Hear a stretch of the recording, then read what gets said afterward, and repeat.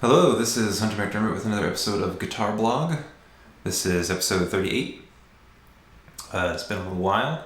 Been working on a bunch of Barry Harris related stuff, which has been really interesting. So I thought I would talk today about some of the stuff that I am working on and what I understand of it so far, and put some of it to practice on a tune that I've been sort of on and off working on this year called Half Nelson by Miles Davis. What I've been focusing on lately is the putting together chords for like working on my comping, I guess. A long time ago when I got started with my very first guitar teacher, he showed me drop 2 chords and drop 3 chords. One set of drop 2 chords, so like for G major, this set, kind of thing. Or for drop 3, and then drop 2, all of this stuff.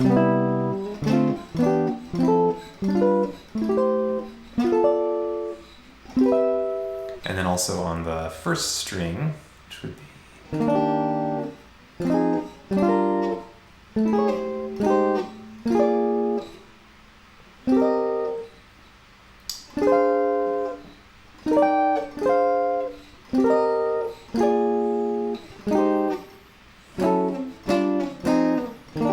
something like that.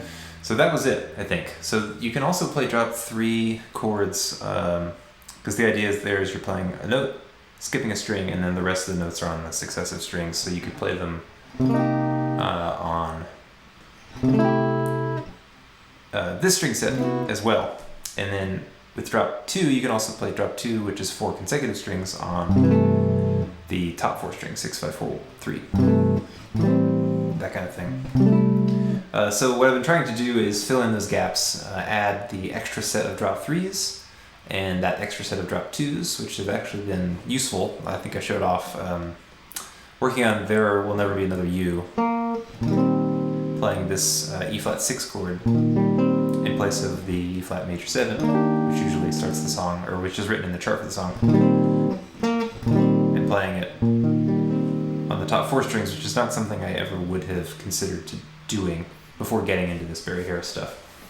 I will say that like the Barry Harris stuff is really wonderful because it's so comprehensive. So it can be seemingly overwhelming because it is so comprehensive. The expectation is that you will know how to play something in every position, all over the neck, in any key. That's the expectation for a lot of jazz-related stuff anyway, but it's just a mountain of material just to work on before you get to playing music. But the key is to not put it in front of when you work on the music, which is how a lot of like learning materials, I've talked about this before, are like books and DVDs and stuff tend to just be like, here's how you play all of your 6 chords, and here has how you put them together in the scale or whatever, and then it's like, all right, here's how you do that for minor, here's how you do that with this other thing. And there needs to be something in between the chapters or the sections where it goes, okay, now let's go to a tune that maybe you know parts of and say, okay, instead of on There Will Never Be Another You, instead of playing major 7 like you always do, try playing major 6. What about this major 6? Or this? Or something else? And I think that's, it's not like you can't do that. Of course you can and you should, but it's not really like, I don't know, encouraged in the book. And I wish that it were. Like, before you do anything else, before you feel like you have to go on to the next thing and run exercises for days or weeks, let's stop and just reflect on what we know now, the new stuff that we worked on, which can be a very small amount of stuff. Like, I just learned 1 new chord shape or a handful of new chord shapes. Let's go to a tune and like just sit with it for a while. This is the work that I was talking about a couple of episodes or last episode ago. And it's just something that I need to be mature enough as a student to know to do and to do. So that's what I'm trying to do now. I have a limited set of stuff that I'm working on. and that's good for technique and just adding to my vocabulary, but then I need to take the time to actually put it to use. So here's what I've been doing. Thinking about the major sixth diminished scale, as Barry talks about it, which is basically taking the notes of, in this case I'll show C because the song Half Nelson is in C, it starts in C, is taking the notes of a C6 chord and the notes of a D diminished chord and putting them together, kind of considering that to be an 8-note scale, 4 notes for each one. I have talked about this before too, but so the idea is that you've got, if you put them all together, C, D, E, F, G, A flat, A, B, and back to C. And so then you would go from, like if you take just the 7-note scale without that A flat in there, and you harmonize it. So taking, this is something I talked about in my 7th chords video and to a lesser extent in the major triads video for that music theory stuff, is taking every other note. So we would end up with a C triad and then a B on top, which would be major 7. If you do that from the D, you end up with minor 7, and from the E you get minor 7, so on and so forth. And that's cool. Barry's idea is if you add this extra note, this A flat, and you do the same thing, you harmonize it, you don't get major 7. So we'd have C, skip D, go to E, skip F, go to G, and then skip A flat, that new note, and go to A. So instead of ending up with a B on top, you end up with an A on top, which gives you C6. And then if you do that from the 2, you'd have D, skip the E, you get F, skip the G, you get the A flat, so D, F, A flat, skip the A, you get the B. D, F, A flat, B gives you D diminished. And of course, diminished chords being symmetrical, so like the distance between a D and an F is a minor third, F and A flat is a minor third, A flat and B is a minor third, and then B back to D is a minor third. So there's an equal amount of space between all of the notes, which is cool, especially useful on the guitar because now you can take that chord and move it up 3 frets without changing the shape, and you have exactly the same chord. You just have inversions of it. So a D diminished with the D in the bass, D diminished with the F in the bass, and so on. And you hear that all the time. It's sort of like quick moving diminished chords thing because it's the same shape and you can just throw it in there as much as you want, which is great. So now if you go to the E, so we did C6, D diminished. If you go to E and you build from there, you get E, skip the F, G, skip the A flat, A, skip the B, C, which is the exact same 4 notes as we have in a C6 chord, which would give us this, which is an inversion of it, of the C6. And then if we do it from the F, we get an F diminished. If we do it from the G, we get a C6 again, with the G in the bass. Then we do it from the A flat, we get a diminished. And we do it from the A, we get C6 again. And then from B, we get a diminished again. And then we're back to where we started, up an octave.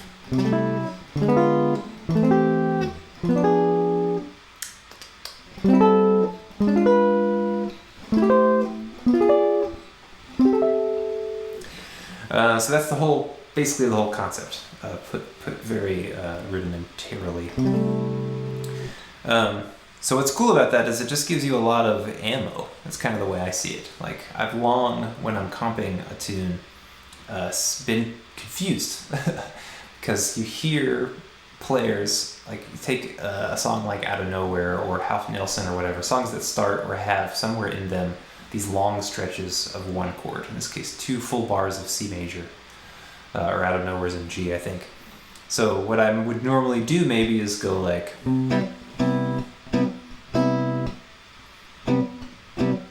just like hold the chord for a long time. Maybe if I'm feeling creative, I might go like alternate between major 7 and major 6 works, or just jumping through inversions.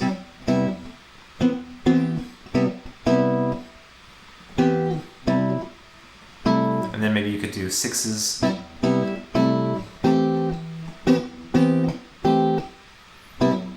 It's already getting a little bit more interesting, but that's really it. That's kind of like the extent of what I understood. But listening to people play over something like that, like Panda players and other guitar players, it's like, man, they're just doing all this interesting stuff. It sounds melodic and like colorful and interesting, and it's not just them holding this chord. And of course, there's nothing wrong with holding the chord, but just wanted to be able to do more. So what this does is just gives you more ammo, because you can do the 6 chords and the diminished chords all together. So if I've got 2 bars of C major 7, I might think of it more as C6, and now I've got 8 chord shapes that I can throw in on just the string set, and I can do, this is based on drop 2s, but I could do drop 3s, I could do them on different strings, that kind of thing. So it might go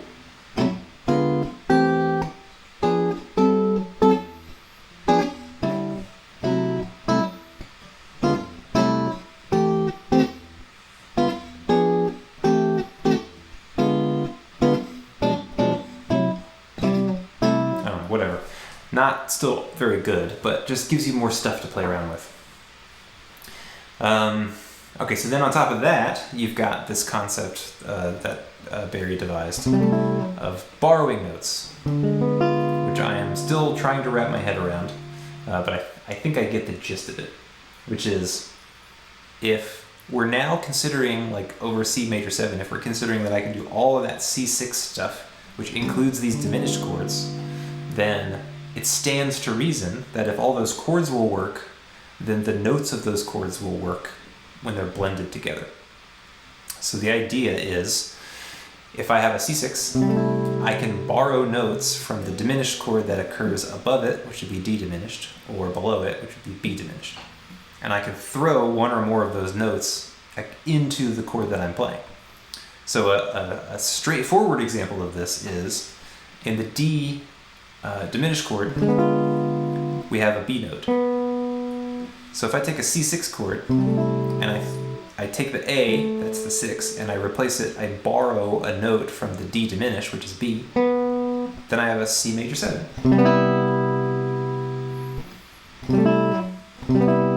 Because that note is in the D diminished chord.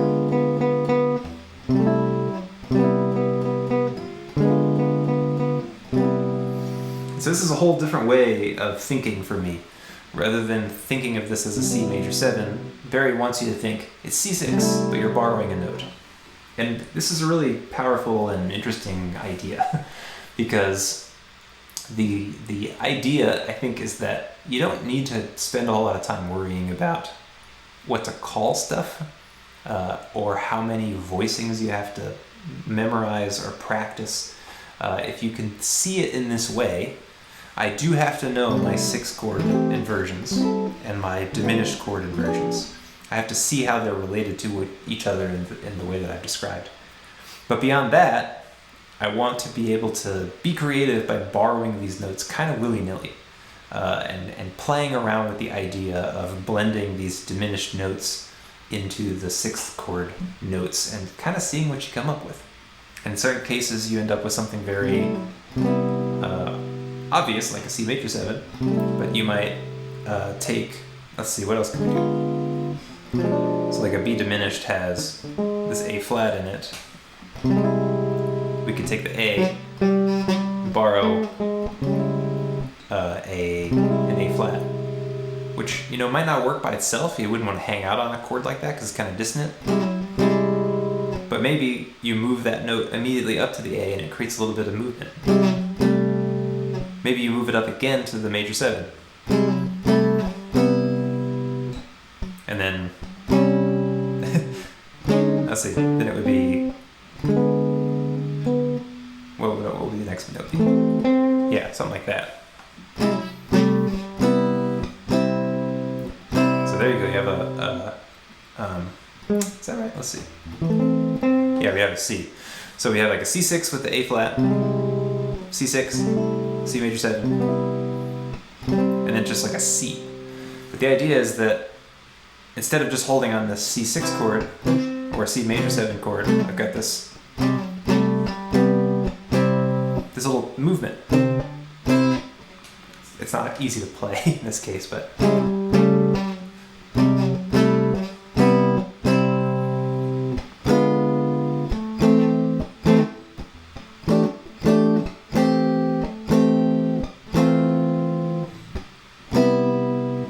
something like that. Anyway, that's the idea, and I'm just kind of getting started with it, starting to see things that way. I really like messing with it because I'm starting to see chord shapes that I have seen before in like the Barry Galbraith comping stuff, or just things that I've learned in different various places. But seeing them in a new way, seeing how they're related back to C6 stuff. So like this chord here, which I may have thought at one time was like a D11, D minor 11, sort of in this quartal voicing, which is all fourths. Is that right? Yeah. And learning that as like a D minor 11, but if I think of it more as like a, well, let's see.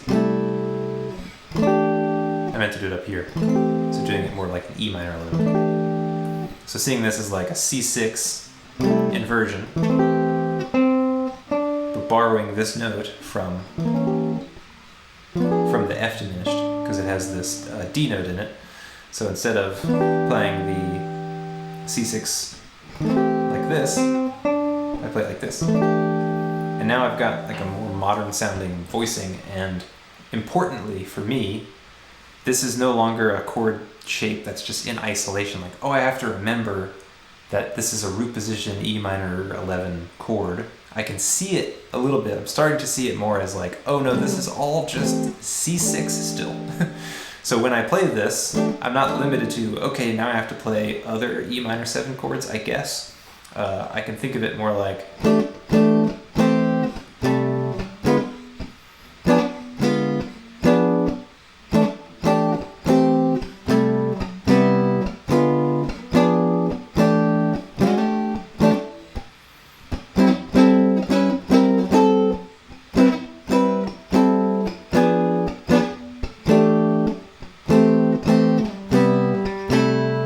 whatever.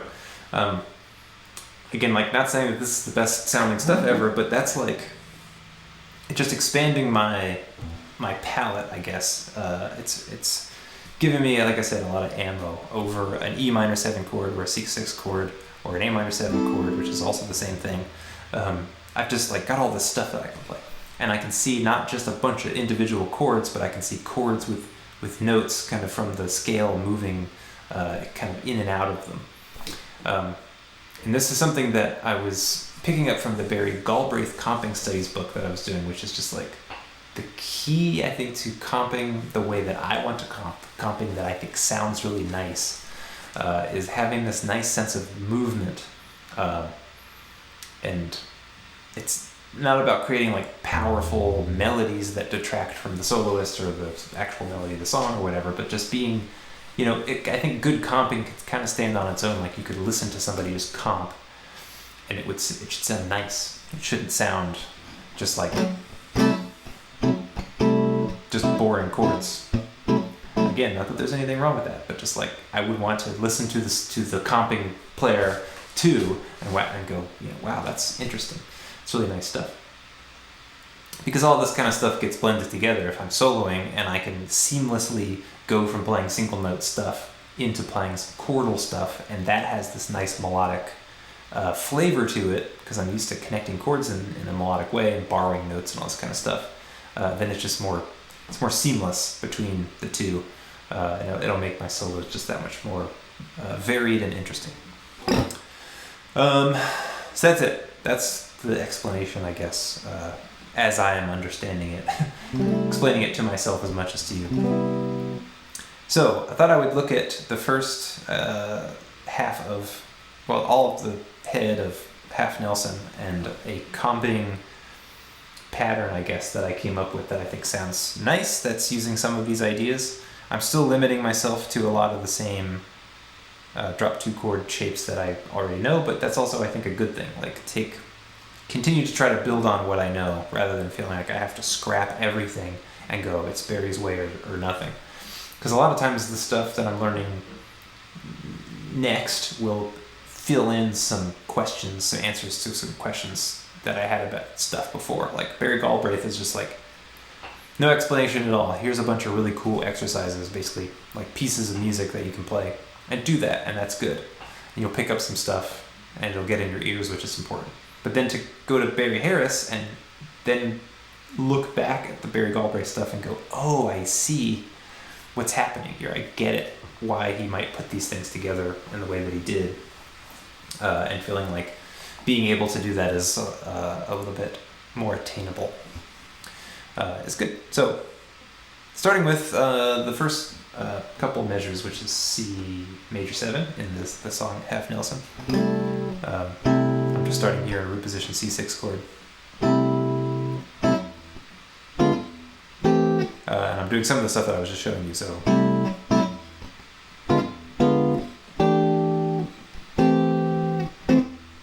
And then it goes to F minor 7. So doing this as an A flat 6. So this is another thing. It's trying to see things relative back to the 6 chord stuff. So C major 7 gets converted in my mind to C6.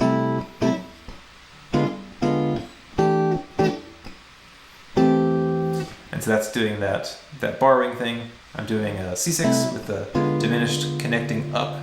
This is a great way to get movement in the chords instead of, I've got this little movement in between. And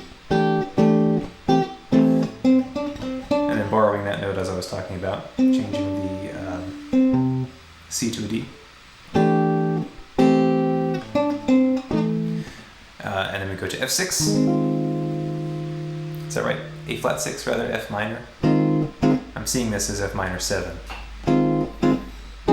Because it is, it's an F, it's an inversion of it. And then doing, just for some variety, changing it to an A flat major 7. Or what would this be? F minor 9. Because it's an F minor 6 chord with the F being replaced with the 9, so it's like a 9 and a 13, I guess, because the 6 would be a 13.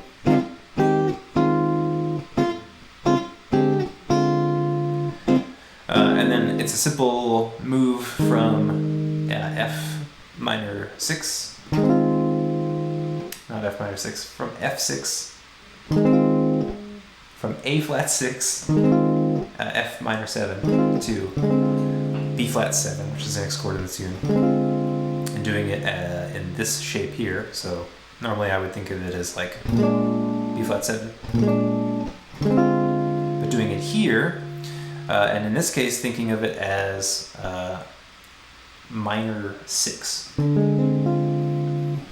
which would be F minor 6 in this case. That's just an inversion of that chord. So if you add that B flat on the bottom, it sounds really nice. And what this ends up being is like a B flat 7 chord with a 9 thrown in, I believe. Let's see. Is there an A in there? I mean a C? Yeah, there's a C. So it's like a B flat 9 chord. And the cool thing is these dominant chords and minor 6 chords work exactly the same way. You can throw diminished chords in between them, and then dominant is the same way.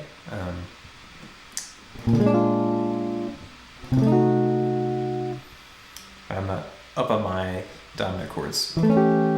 But anyway, it's the same idea. So you can borrow notes above and below from those chords as well. So in this case, I'm doing this shape, and then knowing that I can borrow from the diminished chord that's right above it, which would give me this G note. And so now I've just got this little like motif starting to happen. So I've got, there's that G.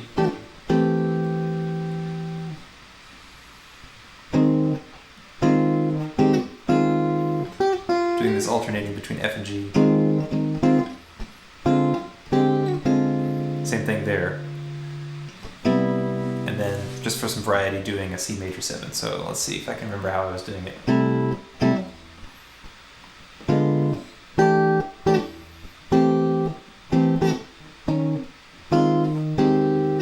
Let's see.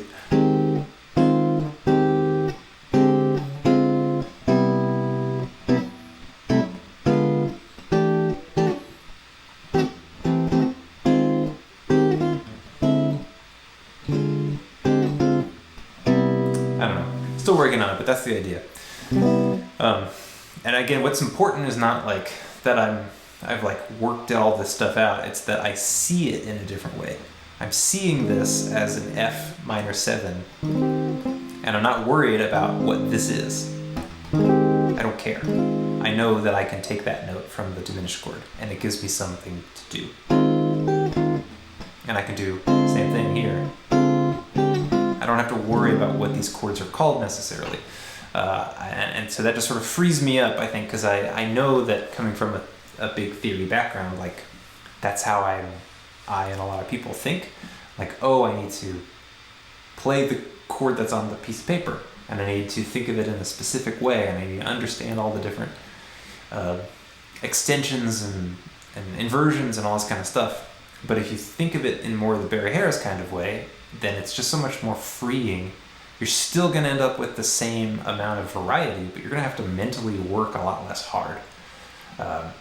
And I think more importantly, on top of that, you're not asked to know what everything is. You know, like if I want to play a bunch of interesting F minor 7 alterations, I have to think about what they are. Like, oh, okay, I know this one. I know this one. I don't have a lot of them. I know this one. You know, whatever. I have to like think about all those different things.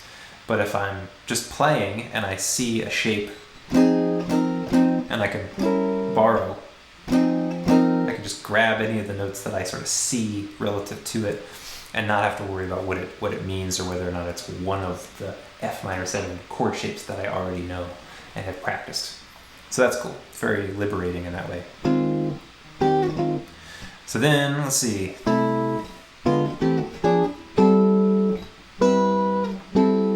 So then when we get back to the top of the head, or back to the next 4 bars, it starts with the C major 7 again. So I just do more of a quick throwing in of all these shapes. And that's another really nice thing that comes from the Barry Galbraith stuff as well, as seeing just like throwing in lots of little chords. And then we have this melody happening.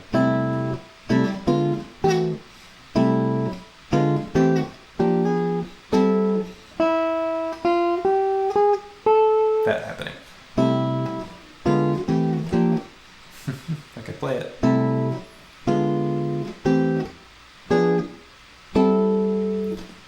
So now I've ended up here on a C6 chord that is the same shape as the one I was playing down here, so I can do this kind of continue the motif and add that note there, which would come from the next diminished. And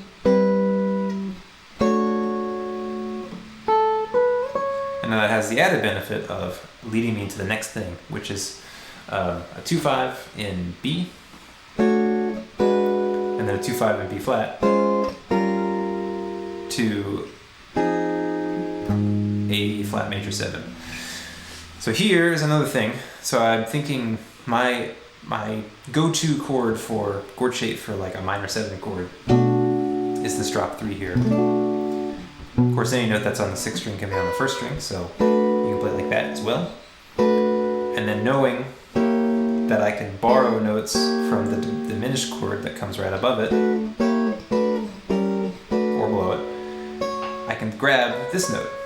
Now this happens to be a minor 9 chord, because you're taking the root and replacing it with a 9. And it's easy to do, but again, seeing it in a different way. That's not a new thing for me, but it's a new way to think of it. B flat minor 7, borrowing a note from the diminished chord. And now again, you can borrow more than one note. You can borrow those.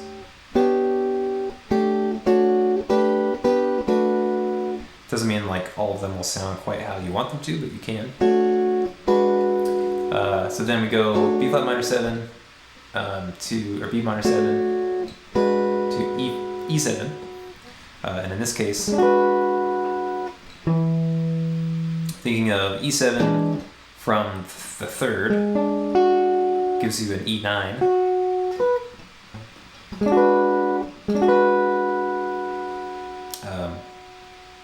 And that's an easy change there. And then just doing exactly the same thing a half step down, which would be B flat to E flat. And then wanting to go down to an A flat major 7, which I want to play as an A flat 6. Is that right? Yeah. And so normally when I'm playing, I would see this as an F minor 7 chord. And it is, F being your root there, just like we were doing before, playing F minor 7, which is the same thing as A flat 6. Just trying to roll those things together in my head. But when I am able to do that, I no longer get confused and think, oh, but this is F minor 7. I now see it as it's also A flat 6. So when I want to play an A flat 6 chord or an A flat 7 chord, I can throw that shape in there. And if I've already got this nice movement happening, throwing in a diminished chord that will lead to the chord I want to end up on, which is this A flat 6.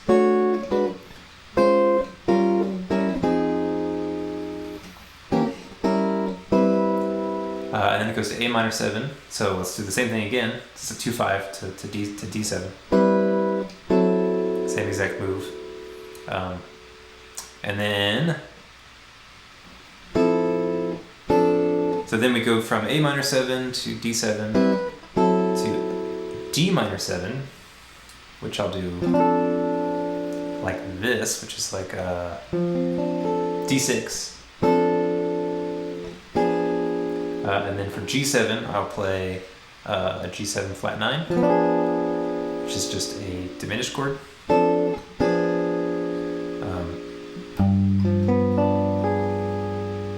So I'm thinking of it that way. This is like a G7 drop 3 chord. And then normally there's a G on top, but if you add an A flat, that's the flat 9.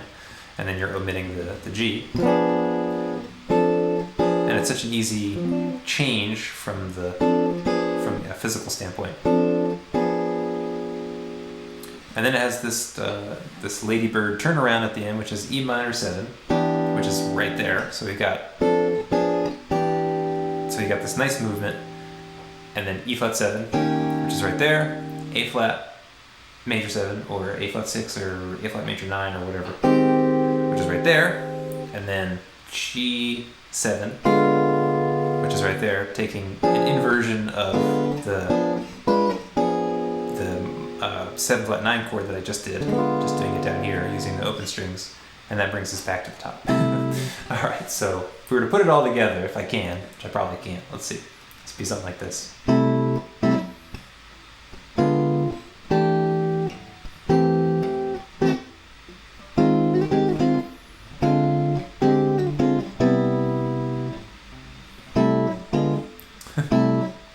Yeah, this part needs work.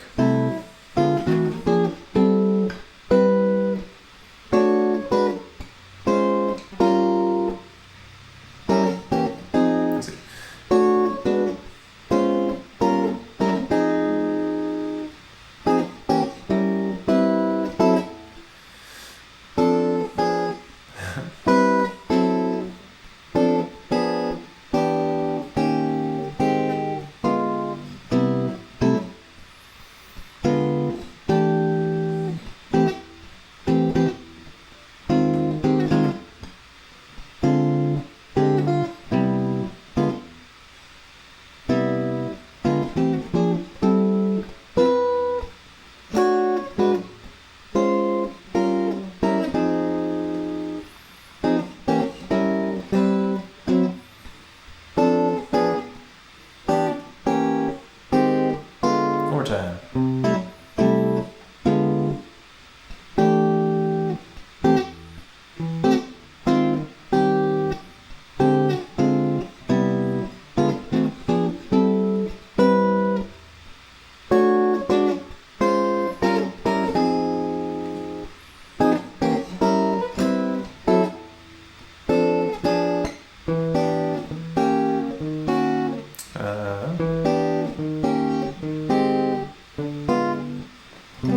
I don't know, something like that. It needs some work. It's not the best thing in the world, but there are parts of it that I really like. And again, it's not so much about having worked out a specific arrangement so much as it is rewiring the way I'm thinking about these things. So I'm not so wrapped up in. I think the idea is like it frees me up to try different things. Like I'm not locked into doing it this way every single time because I'm starting to see life outside of any given chord shape. Like, oh, I see these other notes that I can alter and throw in, and I don't need to be worried about what they are, and I don't need to necessarily even practice them, explicitly. I just need to be open to trying it out. And I think the way this moves forward is that not everything even has to be a chord. Like I can just play the melody or whatever, terrible example, but that's the idea. I think is it opens you up to, now you're not even really thinking chords and single notes anymore. It's all blended together. And I can see that as just like a beautiful horizon line, just kind of open, endless freedom. But rather than that endless freedom being overwhelming, like, oh, I can really do anything, what do I do? It's freedom that's all kind of attached to or connected to things that are like home bases that are comfortable for you. Here's what you can do. And if you can't think of anything, you got this stuff that you can fall back on, and it's great. But if you want to or can be creative, then here's where you go from there. Here's like the next step. So you kind of take it as far as you want to go. If you're, wandering down a path in a wood and you've never been there, you can go as far as you want. If you're curious and feeling adventurous, then keep going. If you're happy where you are, then enjoy that. So that's cool. I like feeling like I have the power to control how far I take something. So that's it, I think, for today. I actually took a lesson with Chris Parks from the channel I mentioned, Things I Learned from Barry Harris. Super nice guy, extremely knowledgeable, and I think his method for teaching this information is dead on. I think he's really great at getting you to do just like a very small thing, and then showing you, not telling you what to do next, but giving you opportunities to explore it yourself. Like, okay, now that you've done this, what if you tried this? Or, here are all these other options, play around with it. And it really is, it's that missing piece for me. Learning all of the chord shapes and all this kind of stuff, and then rather than flipping to the next chapter and going, here's a bunch of no chord shapes, it's that thing in the middle that I need to go, and now here's how you can be creative with this stuff. I'm not telling you exactly what to play, but I'm just showing you all the possibilities, or some possibilities, and getting you excited to find new things yourself. So it's like a system, but it's not a system that produces the same sound for everybody, because it leaves all this room for creativity and your personal touch to it, which is just, couldn't ask for like a better system for leaving that kind of creativity while also sort of giving you stuff that just works. It's brilliant. So if you're interested in checking out some of that Barry Harris stuff, definitely check out his channel and maybe take a lesson or two. I think you'll get a ton out of it. But that's it for today. Thank you for watching, and I'll catch you later. Bye-bye.